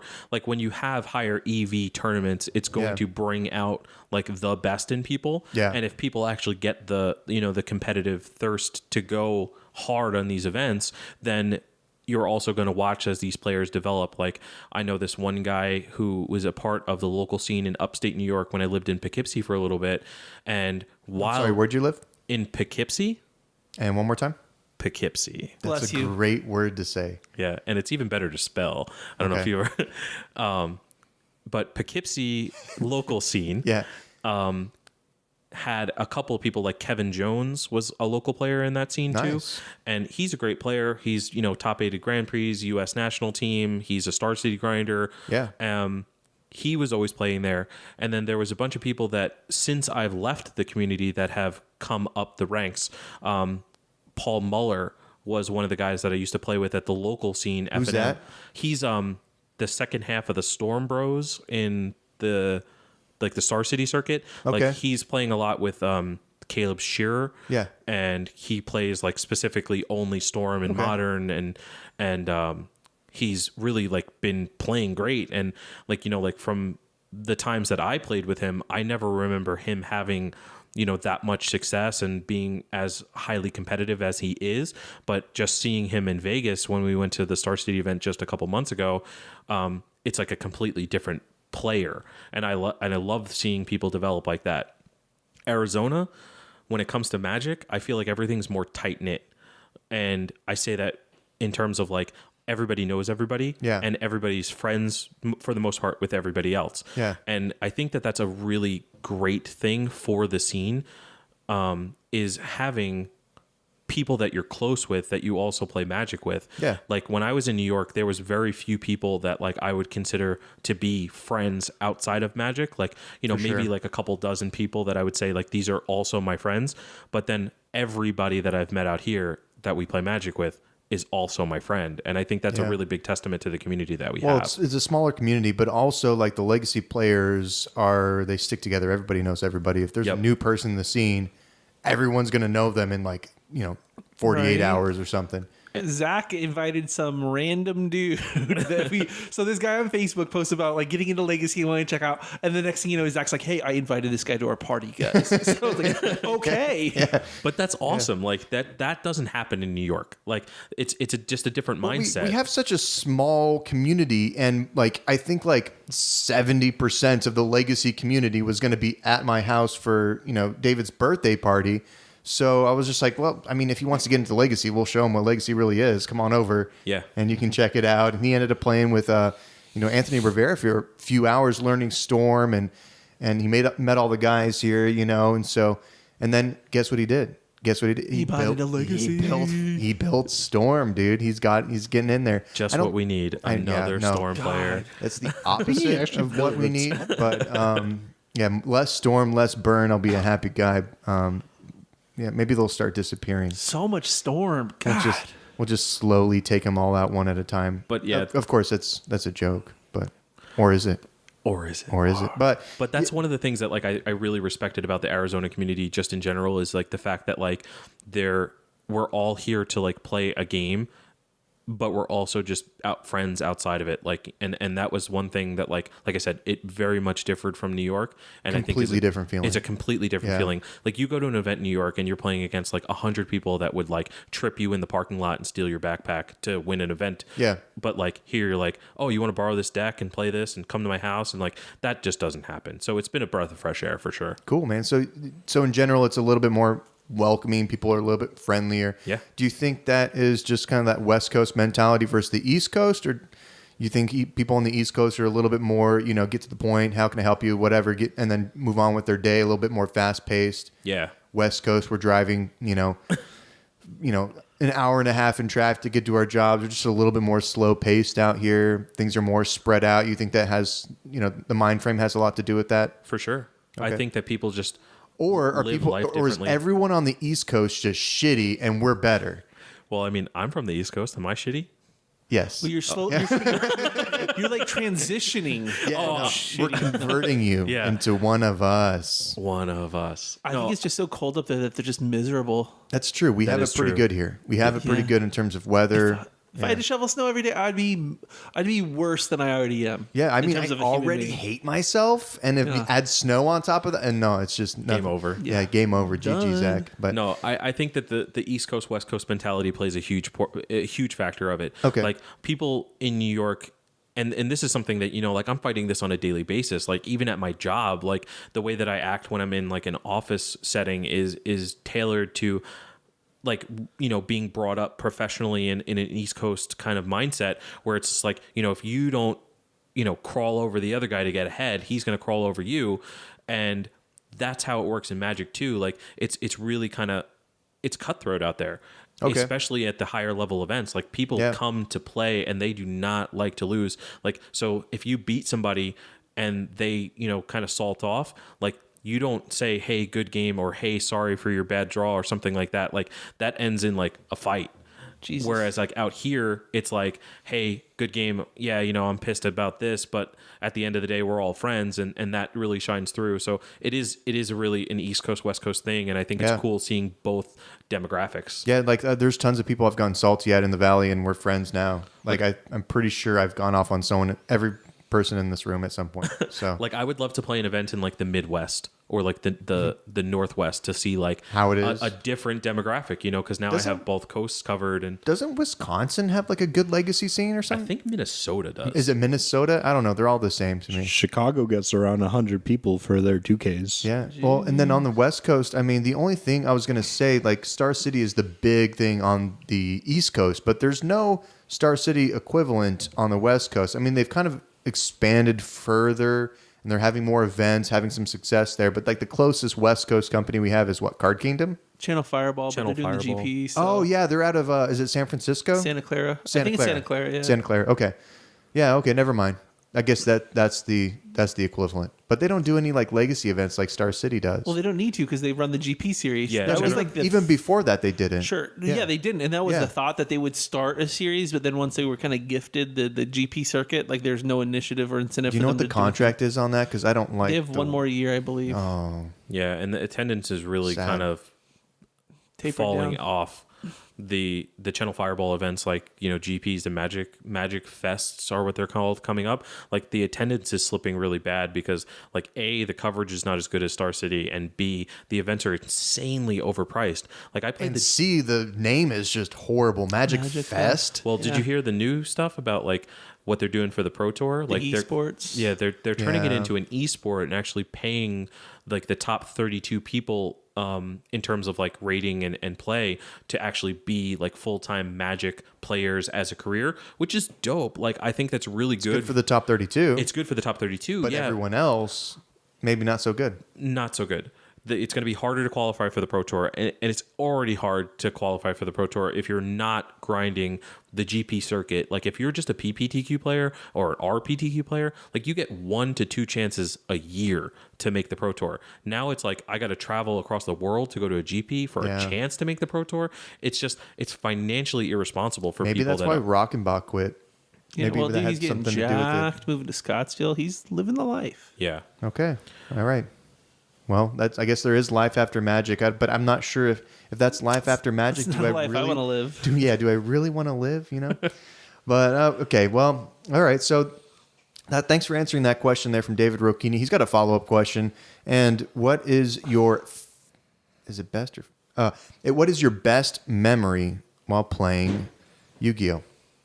Yu-Gi-Oh? No, I'm sorry, Magic. Sorry. So. It's actually the first tournament I ever played. And I remember it so vividly because it was like, years ago, I was just coming off of being a kitchen table playing Magic with my friends that I played with in high school. And I met this kid. His name was Tim Walker. We were on the same like soccer team when we were like 15, 16 years old. Okay. And he's like, hey, you play Magic? I was like, yeah, I do. And he's like, oh man, you should come out to Golden Memories, which is like the name of the store that we all played at. It was in Shirley, like Mastic, New York. And so I go there and I was working at the time. I spent all my money. I bought an entire box of Judgment. I was like, I'm going to make my deck so sweet for this tournament. Wow, with a whole box of Judgment. With a whole box. Wow. I built this like sweet. You really knew how to build decks. Dude, I was a metagame guy from like day one, really.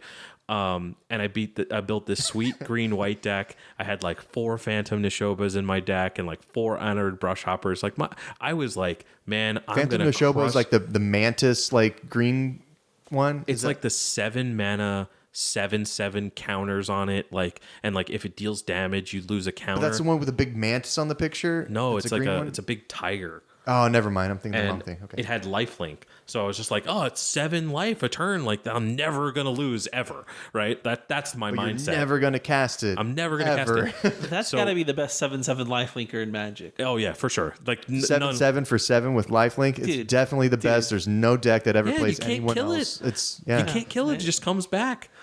But that was my mindset. Like, that shows, like, like how far I've come as a Magic player. Yeah. And I just remember I walk into Golden Memories and it's like, okay, we're playing standard. Which, by the way, Golden Memories, best memory. Come on, it has to be there. Yeah. Has to be there. Okay. Somebody needed to say it. So I walk into the store and I sign up for the tournament. It's $5. There's 35 players there for an FNM.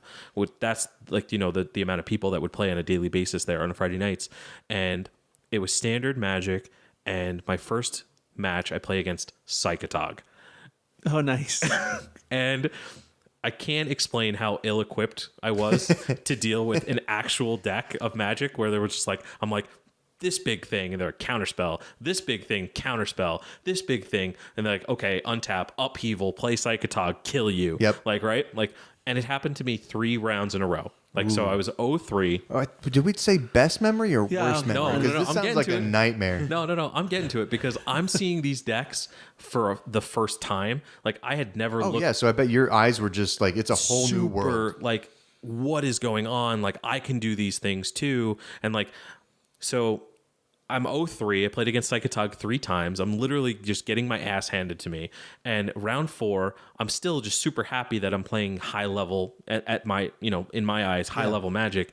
And I sit down and it's this kid named Dan, and he was playing Rug Colors Squirrel Opposition combo deck. Sounds great. And he literally was just like, make a squirrel, tap your thing, make a squirrel, tap your guys, make a squirrel, tap your lands. Like, and I just sat there completely locked out of the game for like 17 straight turns of Magic and never happier like to see what was going on and what he was doing and like how the cards interacted. Like, I literally sold all my janky stuff that day, went online, bought all the cards for that deck, and I was instantaneously like, okay, now we're in and we're playing and we're doing things.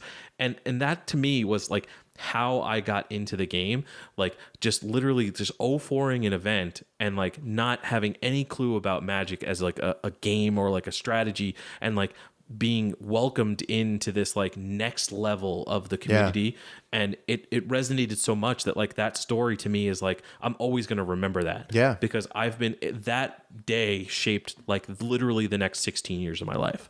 Damn. So you built the opposition deck? I did. Okay. Yeah. It was super sweet. I'm sure that sounds like a lot of fun, Dude, and it was like, I remember back in the day when like the most expensive card was Call of the Herd, and it was like $20. And I was like, $20 for a Magic card? Like, what are you kidding me? You could buy a deck for that. Yeah, like I can buy 2 starter decks for $10. Like, what are you talking about? Like, What are these prices? yeah, and that was it. Like, it was like, 4 Birds of Paradise and Shivan Reefs and all Yavimaya Coast, all these expensive cards, and like I was like, I don't care. I just want to win.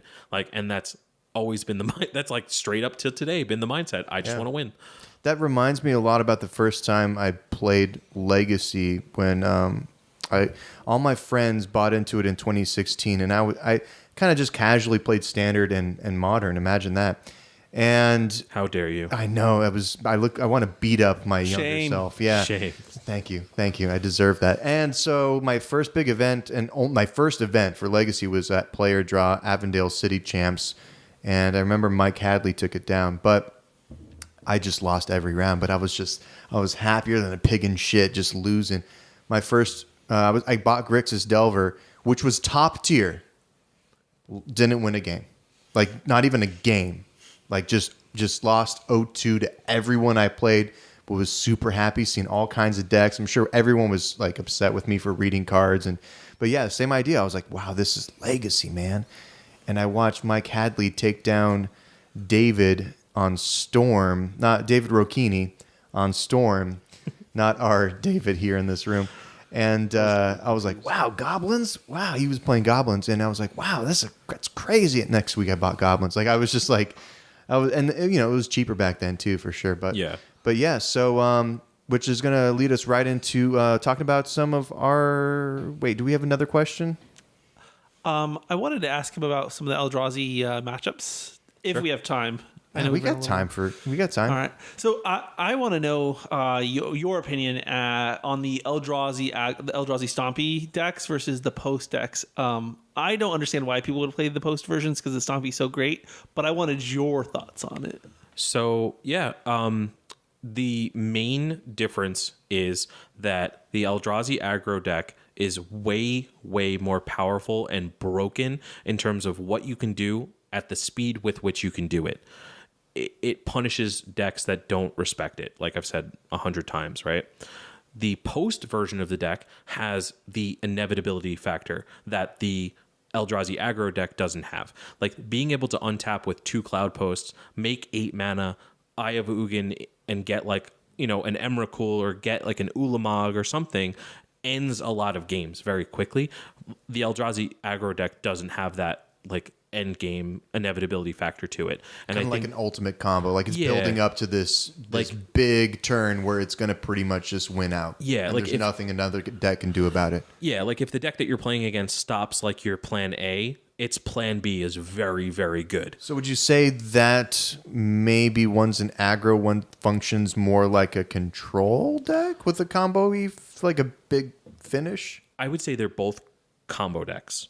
Like in terms of how you analyze like a meta, like you're trying to do something super degenerate on the first 1 to 2 turns of the game, and if you don't, more oftentimes than not, the opponent will kill you. Well, then maybe I'm confused about what combo is. Maybe it's like a mid-range combo, the Post deck. Well, maybe it's a mid-range combo, but I always assume that combo kills you on 1 turn. That's my definition of combo. Like it has the ability to kill you on 1 turn.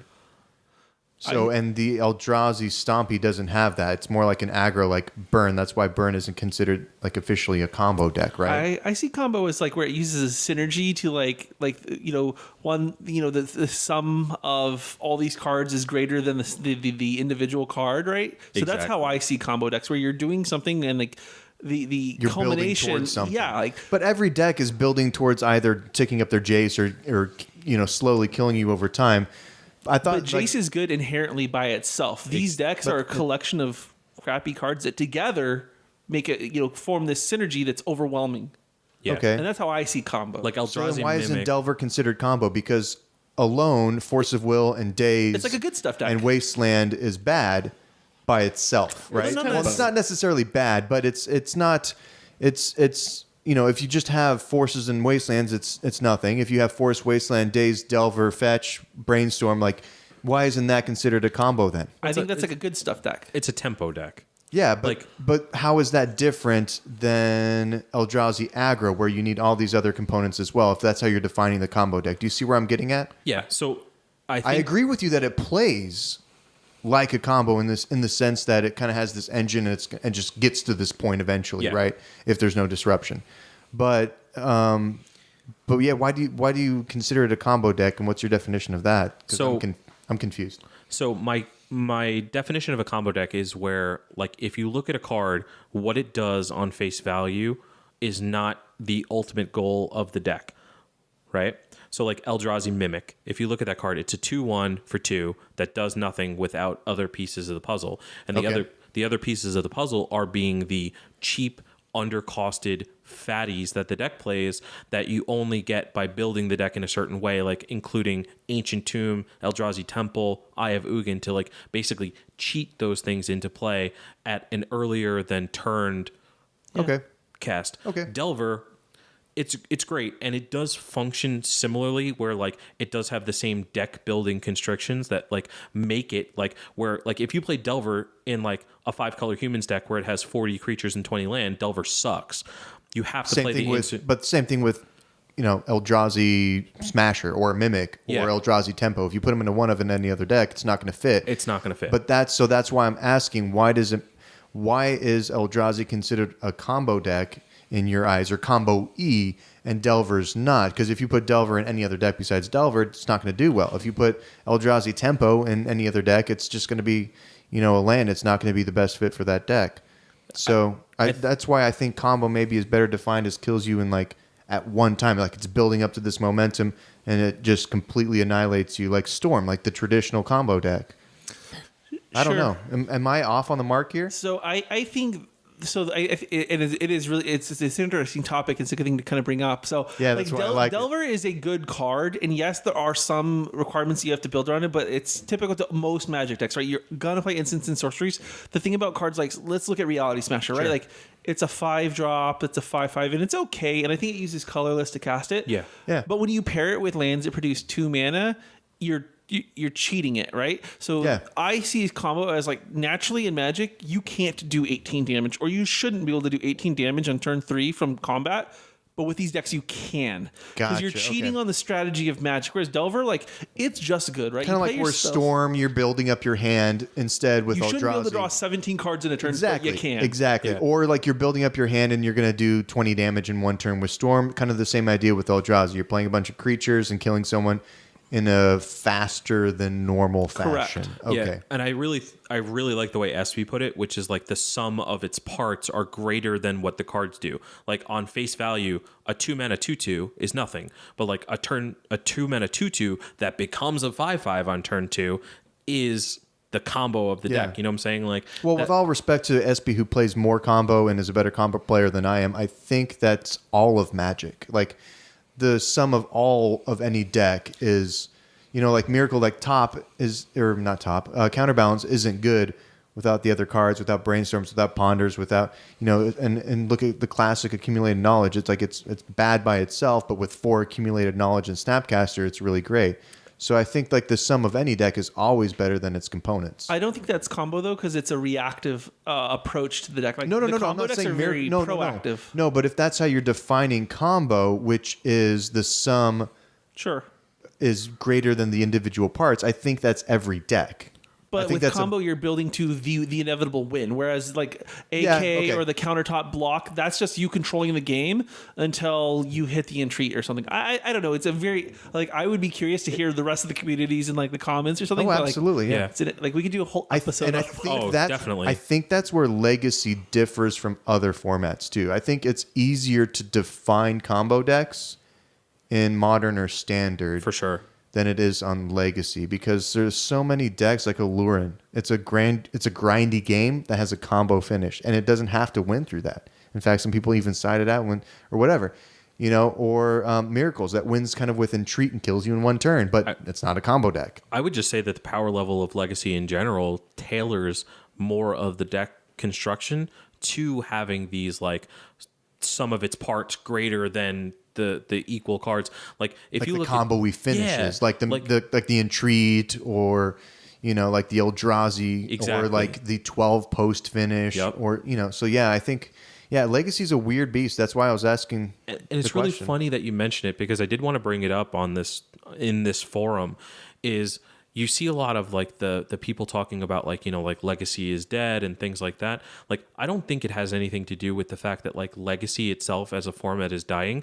I think that the newer generation of Magic players is very much being like shuffled into this like position where like the Magic that they play is very different from the Magic that we play here in the Eternal scene. Yes, I would agree with you. If you look at a standard metagame, it's like, what deck is good? Okay, it's the deck that deals with creatures the best, because the creature deck is the most powerful on face value, right? So you're playing the anti-meta deck. It's a pretty easy solvable thing. Yeah. There's no like control combo, aggro, like triangle of Magic. Like, it's always, the triangle of Magic has always been there for as long as Magic's been a thing. It's like control beats aggro beats combo beats control, right? Like, it's just like the wheel, the triangle of Magic. I've heard that before. Does aggro beat combo? Yeah, Delver beats Storm. I guess that's typically some combo beats. That's how aggro. I think of it. I might have like, it. Aggro hasn't really been a thing in Legacy just because of control and combo are so powerful. Exactly. I think Legacy's a different beast, but I think that's kind of generally speaking how it is with the other formats. Yeah. And like, when you have these new generation of players that are playing a very different game, like, they're not used to the cards that we play on a daily basis. No, where like they're not. Like, they don't understand why Brainstorm and Ponder are so good. Like, they don't understand why we play cards like Force of Will. You have to discard a card, you lose a life. Like, that's not good. Like, but like when you play in a format, play counterspell. Yeah, so I don't get killed on turn 0. So you don't die on turn 1. Exactly. And like, I just don't think that the newer generation of Magic players is suited to transition into Legacy. I think that those players really have to be like cultivated to come into Legacy. It's the older generation players that have played with these cards and grew up with them. Are you saying Legacy players are not born, they're grown? They're made. They're made? I think we're a special breed. I know you are. Oh, definitely. But right. I would say like if you wanted to get into Magic today and had no history of playing Magic, and you walked into a store, you'd play Standard. You would play Standard. Well, first you would buy a starter deck, but eventually you'd migrate towards Standard. Yeah, because like you're going to buy accessible place. What is the newest set? I'm going to buy that. Yeah, well, that's where how can I play Wizards these designs cards? it, and that's a lot. A lot of these stores are pushing the newest product because they are representing Wizards, which is pushing out this newest product. Yeah, and so these new players get funneled into Standard, then Modern, as their cards become more relevant, and then eventually Legacy if they stick around that long. It's very rare that you get someone that goes straight from what's Magic to, well, now I'm playing Storm or something like that, you know? And it's funny too, because like I think that they had the perfect platform to get people into Eternal Magic with these Masters products, and they dropped the ball. Yeah. Because if you look at all of the cards that are in these Master sets, you have a large populace of cards that we play on a daily basis in Legacy. You have the Snapcaster Mage, Tarmogoyf, Jaces, you got the Lilies, elves, all these things. But they don't print like the Brainstorms and Ponders and all of the cards that are like the actual like meat and potatoes of the format. Yeah, they're printing the exciting stuff that drafts well. Or is just inherently valuable. So you have people that like play these formats to like, oh, I got a Liliana of the Veil, I'm going to sell it for $100. Well, they got to keep their cash engine going. They never see it. Yeah, that's why. You buy the packs because it's like gambling. You pull the Lily, you trade it in for credit, you buy your standard cards or whatever you want. Yeah, they're creating that cash engine there. Yeah, so instead of actually maybe designing a draft set that is catered to getting new person XYZ into Legacy or getting them into Modern, maybe even. It's getting them into just trading their stuff back in. It's exactly. And now you have an entire generation, which is ingenious to monetize their product, but for sure. Yeah. But now you have like an entire generation of players that's like, say their first taste of Magic is UMA, right? Just for the argument's sake, right?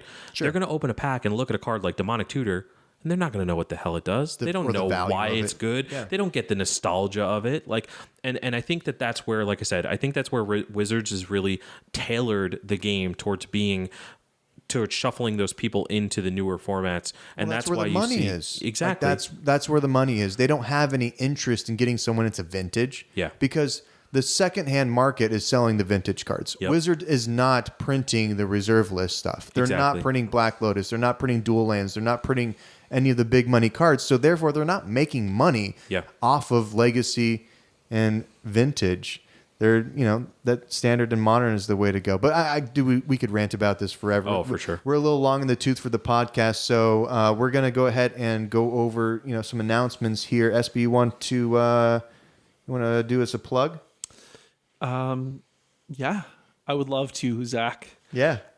So we're excited. I think we're almost a month out directly from the Player Draw City Championships. Yeah, so today, if you're listening to this, it is going to be December 12th, which is exactly 1 month away from our next event. January 12th, on my mother's birthday. I will not be celebrating with her. I will be playing Legacy. Like a good son. Right? We'll be in Avondale playing Legacy at Pod. Incredible shop. They have they have every card in stock, but you already know that because Joe Weber is like the greatest hype man ever.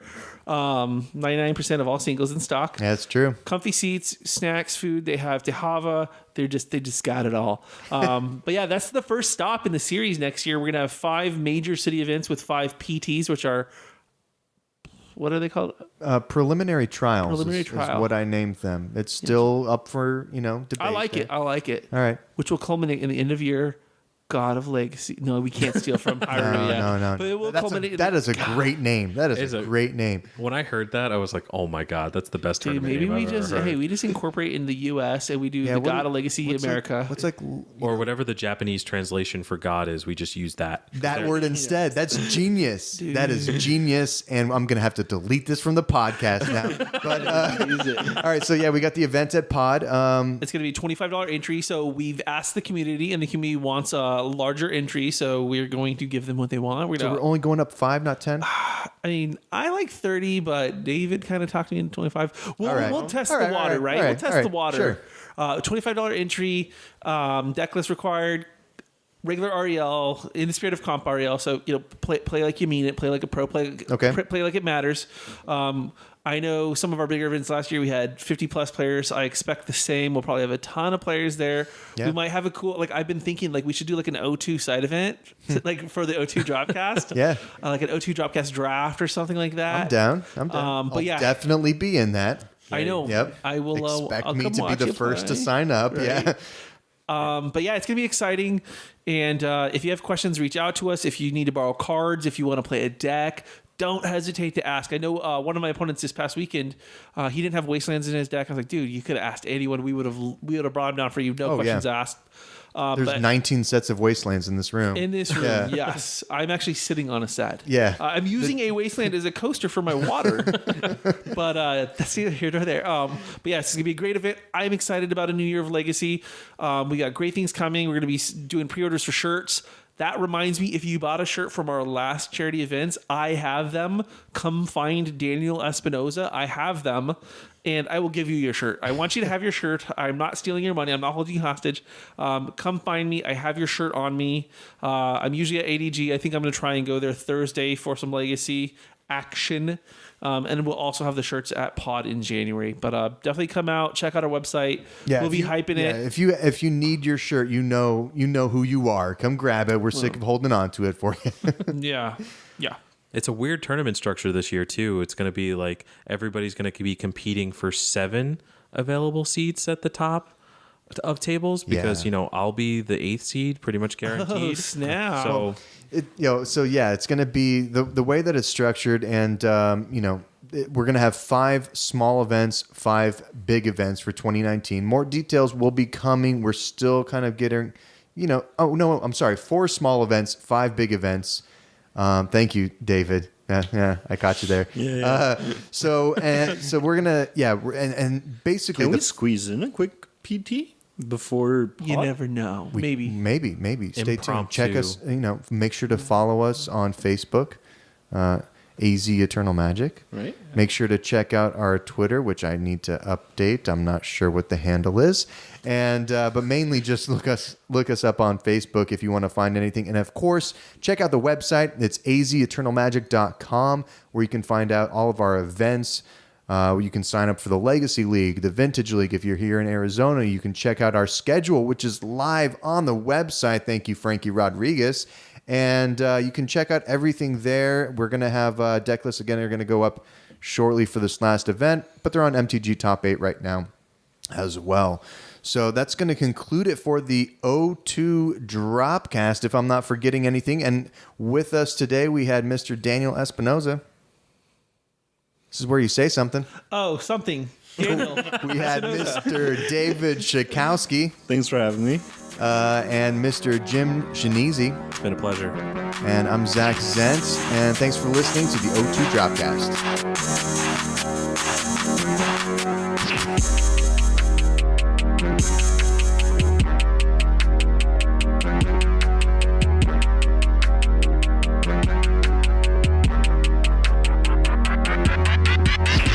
Lights, camera, action. Lights, camera, action. Lights, camera, action. Lights, camera. All right. Sound test. 1, 2, 3. This is Daniel Espinoza. This is Daniel Espinoza. And also Daniel Espinoza. I'm a Daniel.